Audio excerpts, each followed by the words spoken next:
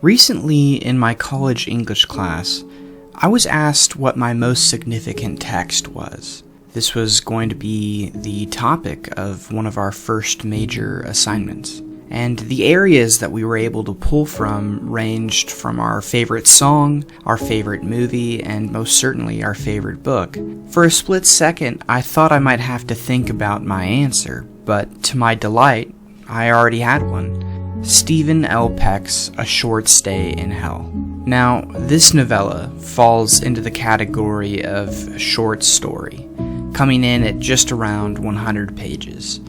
But among its brevity is one of the most significant existential gut punches I've ever experienced. One of the ways that we were meant to interpret our most significant text was to order them among rhetorical conventions. So today, I thought it fair to delve a little deeper into the story's elements, especially the author's rhetorical appeals, and how they convey the message he is trying to accomplish. For those of you familiar with rhetorical elements, we're going to be looking at things such as ethos, logos, and pathos, as well as who his intended audience was, and who his actual audience is. Of course, we'll also be discussing story elements in the book and the character arcs, so be warned. Spoilers are ahead. Ultimately, my goal is to help convey why this text is not only significant to me, but also the rhetorical situation for A Short Stay in Hell. Hopefully we can all bask in the question, what if hell was a library? Being raised in a religious household, but not conforming to any one faith myself, I always found myself to be theologically and philosophically curious. I think my experience with the deeper questions stems from just that curiosity. So when I was told there was a book written by a Mormon about a Mormon finding out that his religion was not only incorrect, but that the correct religion was Zoroastrianism, a faith most people know nothing about, I was intrigued. I'm getting too ahead of myself. Let's talk about Stephen L. Peck for a minute. Born in Utah, Peck has made his career into one of academia, teaching philosophy of biology at Brigham Young University. On top of that, Peck is also an ecological science enthusiast. So why this book? Well, as someone who equally appreciates logic and the abstract idea of eternity, this book very successfully collapses the concept of the infinite and forever into a finite space and location. I was at an interesting point in my life when this book found me. One of my roommates had recently graduated from university with a degree in English, and unlike some English majors in today's age, he actually reads books. One night, sitting in a German pub in our area, we began talking about the craziest books we'd ever read. Of course, as an avid reader, his suggestions were way outside the realm of anything I would even consider reading. Books like The Troop, or House of Leaves, or even Tender is the Flesh. Granted, I did end up reading these, going back and forth between my reading styles and his. He eventually settled on the suggestion that would ultimately change my paradigm forever. Stephen L. Peck's A Short Stay in Hell. And man oh man, was this a good choice. The book follows Soren, a lifelong devout Mormon who, after dying of brain cancer at the young age of 45, comes to find out the correct religion is Zoroastrianism. Yeah, the ancient Iranian religion that only has a few 100,000 worshippers currently on the planet.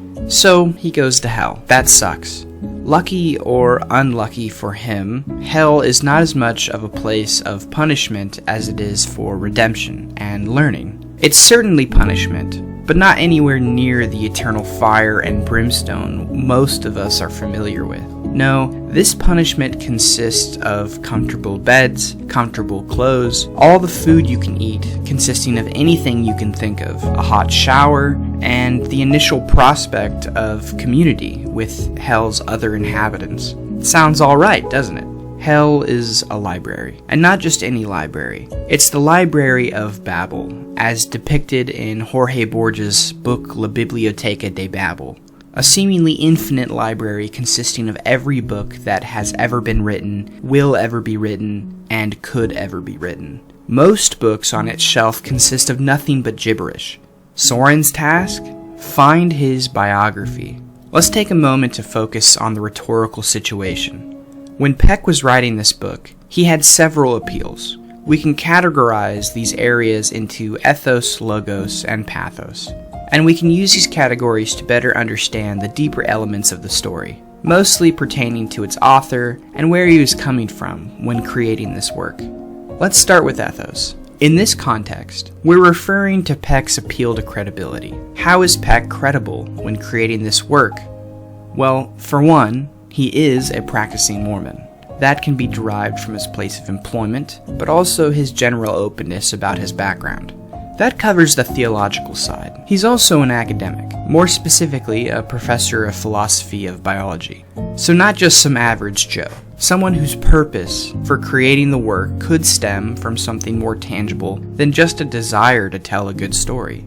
When we move to logos, or appeal to logic, we can look at elements within the story such as its setting and that setting's characteristics to derive a logic on Peck's part. The book, as stated before, is set in a library, a very big one. It's not infinite, but it might as well be. But its size can be attributed to its contents. What is held within that library? Books.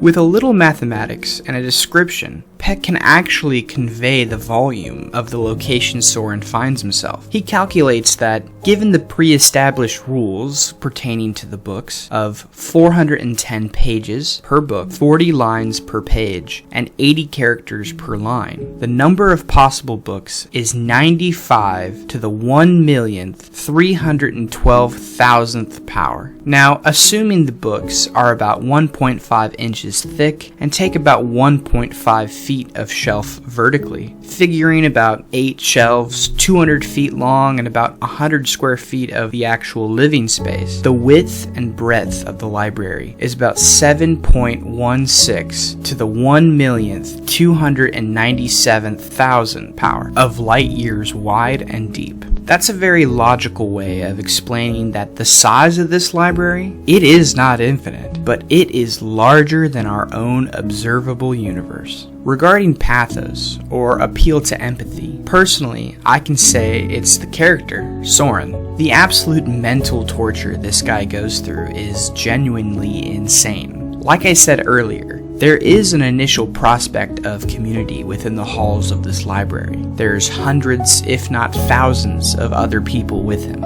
all tasked with retrieving their own book. Soren, right off the bat, is faced with the realization that his faith and entire life philosophy was wrong. That's not easy and humbling for anyone to experience. He's quoted with saying, "Where do all things you believe go when all the supporting structure is found to be myth?" He makes a life with some of the other inhabitants. He finds new loves, but through choice and consequence, he loses them over and over again in the vastness of the library. He is there for hundreds of trillions of years, and spoiler warning, he is still there by the end of the book. He does not get out. So who is the intended audience for this work? Well, with Peck being a BYU professor of philosophy of biology, I can surmise that his intended audience was his own students. Maybe he was trying to impress upon them a proper conceptualization of the infinite. I like to think that. His actual audience, on the other hand, are people like me, non-affiliated everyday Joe Schmoes, that also find his work deeply existential. This work is short, and it only took me about 2 hours to read it. I sat in my chair for almost an hour after reading it. That's 50% longer, just thinking about what I had just experienced.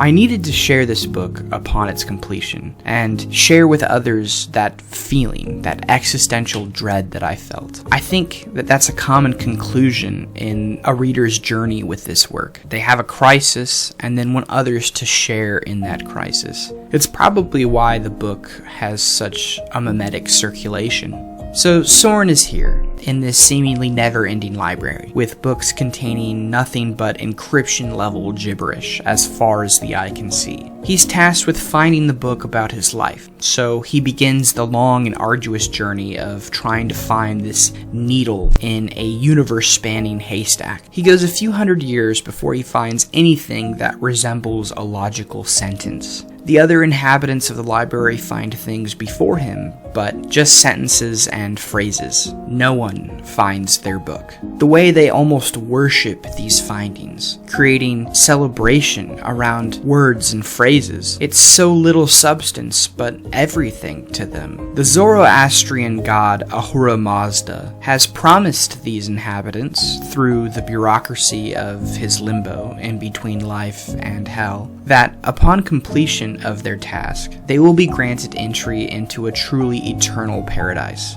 There are also moments in the book when the irritability of the library's other inhabitants gets the better of them, and Soren must not only engage with the existential nature of the place he finds himself, but he now must fight off newly formed cultists whose one purpose in a world where you can never die is to endlessly torture the people around him. This situation and his flight from it results in his journey to the edge of the library. He decides to jump the barrier and fall to the ground level. It takes a long time, but eventually he gets there, and he is alone. He goes billions of years without seeing another soul, and he eventually settles on the philosophy, how do you stay with someone when there are no dreams to build? By the end of the book, he still hasn't found what he's looking for. But strangely enough, he's more optimistic than he ever has been towards his chances of finally finding his biography. Trillions of years pass, and he still holds out hope.